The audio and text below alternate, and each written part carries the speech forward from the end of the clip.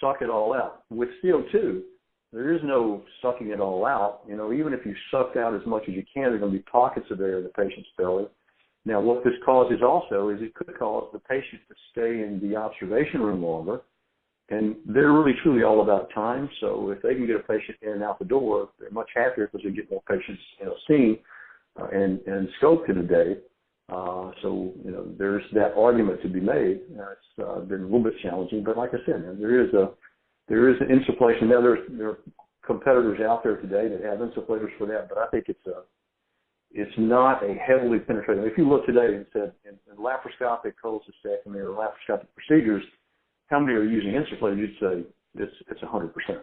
If you say what about in GI, how many are using CO2 insufflators? You go, I'd probably guess 10, 15%, maybe the high at 20. So it's an untapped market, really. Yeah, that's interesting. And then in your view, what would it take to get higher penetration of insufflator technology than in the GI market? I think first of all, it's a focus on it. To be honest with you, with the the company I was with prior to this, working in the GI space, the product just wasn't a big enough sell for them to get the rep to get really focused in on it. So it takes a focus from a company and the sales representatives. But I think pricing should be a good bit lower than it is on the other insufflation components. So if you're looking at an insufflator, and they're not quite as sophisticated either. The insufflator that you would need for the GI is if you could sell that, I'm guessing, I think if you could get it around the $5,000 to $7,000 range, you should be in pretty good shape. That's I'm saying list price roughly. Okay. Negotiate down from there. All right. No, that's very helpful. Maybe we come back to that in a second. So maybe just elevating it a level up. Can you?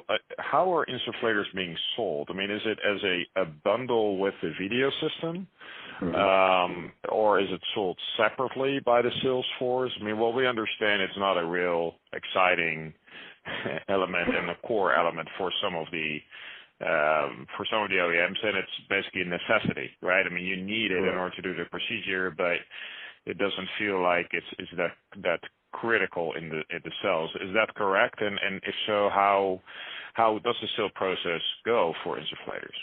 Typically, you're right. It's sold as a bundle. Not so much.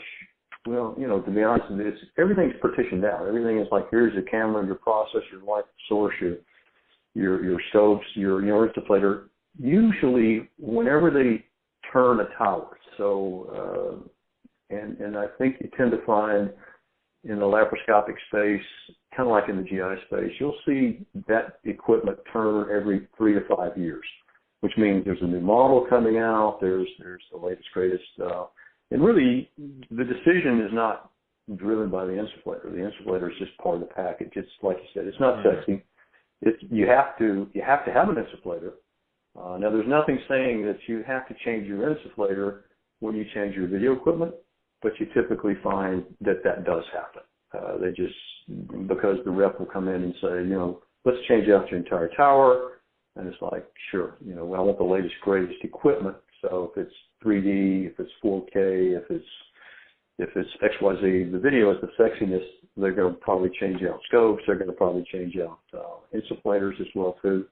You may see some hanging on to it just forever, but typically you will find they'll just go ahead and turn it over. So if you turn the question around the other way though, because it would make sense if you're turning the tower, you would turn most likely all the things in the tower unless there was some unusual case.